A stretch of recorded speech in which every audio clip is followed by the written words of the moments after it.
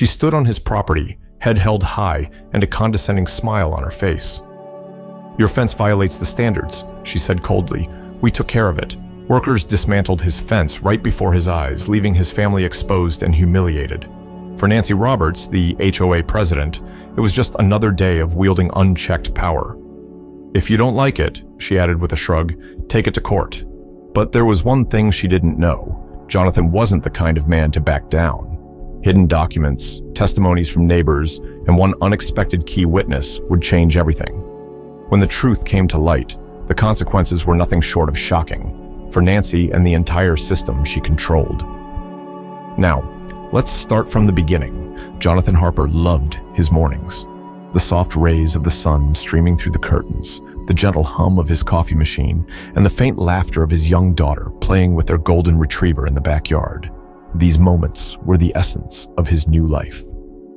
Having moved into this suburban haven just a few months ago, he was finally settling into the dream he and his wife had worked so hard to achieve. Their home was more than just a house. It was their sanctuary, and the sturdy wooden fence that Jonathan had installed himself was the perfect finishing touch. It wasn't just a fence. It was a line of protection, a symbol of the privacy and peace they cherished. But that peace was shattered in an instant. A deafening crash jolted Jonathan from his morning routine. The sound was harsh and out of place, like metal striking wood with relentless force. His stomach sank as he rushed to the window. What he saw stopped him cold. A group of workers with heavy tools and machinery were ripping apart his fence. Planks of wood were being yanked out, splinters flying in every direction. The once pristine barrier that defined his property was disappearing before his very eyes. What is going on? Jonathan thought, panic gripping him as he flung the door open and ran outside. The scene before him was chaotic. Workers shouting over the noise of machinery, his yard now littered with pieces of what used to be his fence. His golden retriever barked frantically, confused by the commotion. "Stop! What are you doing?" Jonathan shouted, his voice barely carrying over the noise. He approached the nearest worker, a burly man wearing a yellow vest. The man looked up, his face indifferent, and shrugged. "Just following orders," he said before nodding toward a figure standing off to the side. Jonathan turned and spotted her, Nancy Roberts, the HOA president. She stood confidently with a clipboard in one hand, her gaze fixed on the ongoing destruction, as if she were overseeing a carefully planned operation. Dressed in a neatly pressed blazer, her stern expression and commanding stance made it clear she wasn't here for a friendly chat. Jonathan stormed over, his voice rising with frustration. "What is the meaning of this? Why are you tearing down my fence?" Nancy barely glanced at him before responding, her tone clipped and dismissive. "Your fence violates HOA standards," she said as if reading from a script. "I sent you a notice 3 weeks ago informing you that it needed to be removed. You didn't comply, so we're taking care of it for you." Jonathan blinked, his confusion quickly turning to anger. "What notice?" "I didn't receive any notice. You can't just tear down my property without my permission." His words came fast and sharp, but Nancy didn't flinch. "That's not my problem," she said coldly, her lips curving into a faint, condescending smile. She motioned to the workers to continue. "You've had ample time to address this. We're simply enforcing the community guidelines." Jonathan's chest tightened. "This is my property. You have no right to do this," he shouted, his voice cracking with desperation. But Nancy, seemingly unfazed, turned on her heel and walked away, leaving Jonathan standing in disbelief. He turned back to the scene, helpless as the workers dismantled the last remaining sections of the fence. His mind raced, a storm of emotions swirling, anger, frustration, disbelief, and even a pang of fear. This wasn't just about the fence. It was about the invasion of his family's privacy and security, his daughter's safe play area, his dog's freedom to roam the yard, their peaceful haven. Everything felt exposed and violated. The final crash of wood hitting the ground echoed louder than it should have, silencing even the barking dog. Jonathan stood motionless, staring at the mess that was once his fence. Dust floated in the air, the sound of hammers fading as the workers began packing up. His sanctuary now felt like a battleground, and the realization hit him hard. This wasn't over. This was just the beginning. Jonathan Harper decided to take the high road. Despite the anger bubbling inside him after witnessing the demolition of his fence, he wanted to handle things calmly. After all, this was a neighborhood governed by rules, and he believed reason and civility would lead to a resolution. The following week, he attended the HOA's monthly meeting, a gathering held in a modestly decorated community center. The room smelled faintly of fresh paint and coffee, but the air was thick with tension as residents gathered to voice their concerns. Jonathan's presence didn't go unnoticed.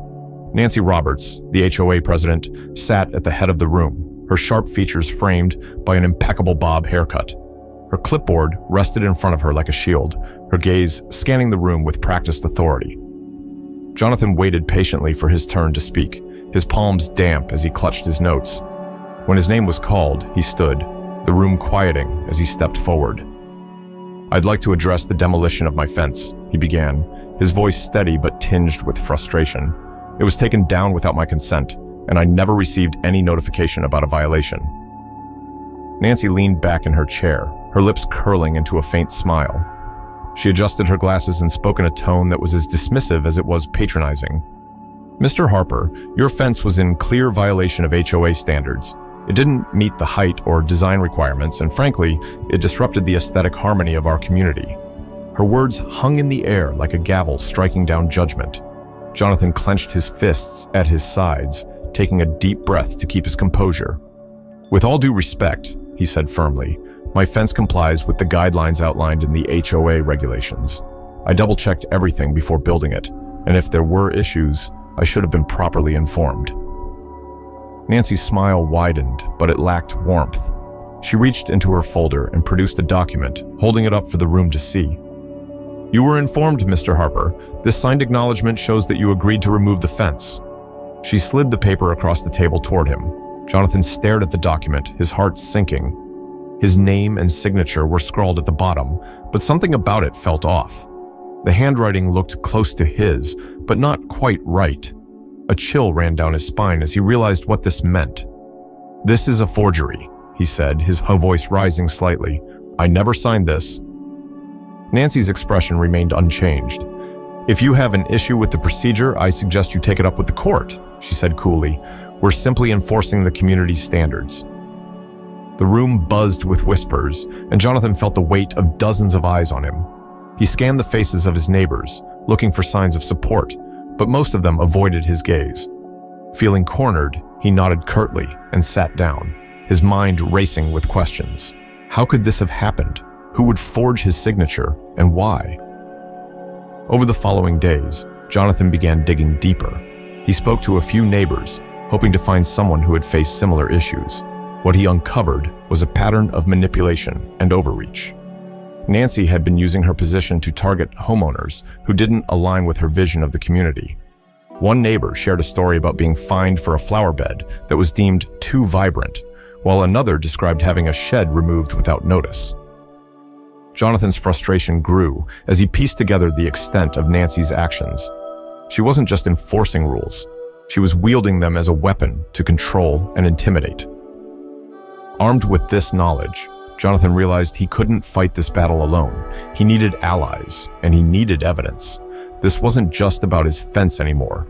It was about standing up to a system that had overstepped its bounds. And Jonathan was determined to bring the truth to light, no matter how long it took. Jonathan Harper knew he couldn't face this battle alone. Determined to fight back, he sought the help of Sarah Miller, a seasoned attorney with a reputation for taking on tough cases against homeowners associations. In her quiet, no-nonsense office, Jonathan recounted everything. Nancy's dismissive attitude, the forged document, and the sudden demolition of his fence. Sarah listened carefully, her pen moving swiftly across a notepad. When he finished, she looked up. "Jonathan, this isn't just about a fence. If what you're saying is true, there's a pattern of abuse here. We'll start by requesting the HOA's internal records, financial statements, meeting minutes, and anything related to your case." Her confidence gave Jonathan hope. Over the following days, he reached out to his neighbors, encouraged by Sarah's suggestion to gather witnesses and allies. To his surprise, many were eager to talk. Mrs. Jenkins, an elderly woman across the street, shared how she'd been fined for having non-standard garden decor. Another neighbor revealed how Nancy had forced him to remove his backyard shed without a clear explanation. The most damning revelation came from Mr. Alvarez, a former HOA board member. Nancy's been misusing funds for years, he confided. That parking lot she's planning is for her personal events. She's using our money to make it happen. Jonathan's frustration turned to resolve. This wasn't just about his family's safety. It was about exposing a system that had gone unchecked for far too long. Taking Sarah's advice, he installed security cameras around his property to protect against further interference. Meanwhile, he and a group of neighbors formed a coalition to gather evidence. Old financial reports, questionable votes, and stories of manipulation painted a clear picture. Nancy had been abusing her power for years. Jonathan could feel the tide beginning to turn. With every new piece of evidence, the coalition grew stronger. Nancy Roberts had underestimated her community, and now they were ready to fight back. The day of the trial had finally arrived. Jonathan Harper sat at the plaintiff's table, his hands gripping the edges of a neatly organized binder filled with evidence. Beside him was Sarah Miller, his attorney, calm and composed as she flipped through her notes. The courtroom buzzed with quiet murmurs, the air thick with anticipation. Across the aisle, Nancy Roberts sat with her own legal counsel, her face a mask of feigned confidence, though Jonathan noticed a hint of unease in her posture. As the proceedings began, Sarah wasted no time. With precision and clarity, she presented the facts: the unauthorized demolition of Jonathan's fence, the forged signature on HOA documents, and the misuse of HOA funds for Nancy's personal projects. One by one, she laid out the evidence: a stack of questionable financial records, meeting minutes that showed no votes had been held, and even a detailed blueprint for the proposed parking lot, which blatantly overlapped Jonathan's property. This is not simply a matter of enforcing community guidelines, Sarah argued. Her voice was steady but firm, each word cutting through the room like a blade. This is a violation of property rights, a misuse of power, and an egregious disregard for the principles this HOA is supposed to uphold. Jonathan watched as Nancy shifted uncomfortably in her seat. Her attorney attempted to counter, claiming the demolition was justified under HOA regulations, but their arguments quickly unraveled when Sarah pointed out a glaring omission. There had been no community vote to approve the demolition or the parking lot project. But the real turning point came when one of the workers who had dismantled the fence was called to testify. The man, dressed modestly and clearly nervous, hesitated for a moment before speaking. "I was just following instructions," he began, glancing toward Nancy. "She told us to get rid of the fence as quickly as possible, said it was holding up progress on the parking lot." Gasps rippled through the courtroom, and Nancy's face turned pale. Jonathan felt a wave of vindication wash over him. This testimony was the missing piece, the undeniable proof of her misconduct. When it was Jonathan's turn to speak, he kept his words simple but heartfelt. "This wasn't just about a fence," he said, his voice steady but filled with emotion. "It was about protecting my family's home, our privacy, and our rights as homeowners. No one should feel powerless in their own home." The judge deliberated briefly before delivering the verdict. The actions taken by Nancy Roberts and the HOA were not only improper but illegal, he declared. He ordered Nancy to pay Jonathan compensation for the damages, including the full cost of rebuilding the fence. Additionally, the HOA was fined for violating property laws and was mandated to revise its governance procedures to prevent further abuses. As the gavel struck, a sense of relief and triumph filled the room. Jonathan felt a weight lift from his shoulders. This wasn't just a win for him, it was a win for the entire neighborhood. Nancy left the courtroom quickly, avoiding eye contact with anyone. Jonathan, meanwhile, was surrounded by neighbors who congratulated him and thanked him for standing up for what was right. He knew the fight hadn't been easy, but it had been worth it. Walking out of the courthouse into the crisp afternoon air, Jonathan allowed himself a small smile. Justice had been served, and his family's home was once again their sanctuary. The courtroom victory reverberated through the neighborhood like a breath of fresh air. Nancy Roberts, once a towering figure in the HOA, had been brought down by her own misdeeds. The news of her forced resignation spread quickly, and the details of her misuse of funds and blatant power abuses became the talk of every street corner. Neighbors who had once feared speaking out now found their voices, emboldened by Jonathan Harper's courage to stand up for what was right. For Jonathan, the days following the trial were filled with a mix of relief and renewed purpose. His backyard, once a source of frustration and conflict, was now a symbol of triumph. As the first rays of morning sunlight illuminated his yard, Jonathan watched as contractors began restoring the fence. Each plank they installed felt like a piece of his family's security and dignity being returned. Neighbors began stopping by, many offering their thanks. "You've inspired us," said Mrs. Jenkins, clutching a basket of freshly baked cookies. "I never thought someone could take on Nancy and win." Others shared similar sentiments, recounting their own stories of unfair treatment by the HOA. Jonathan listened, nodding thoughtfully, realizing the depth of the impact his fight had made. The new HOA board, comprised of residents eager to rebuild trust, quickly went to work.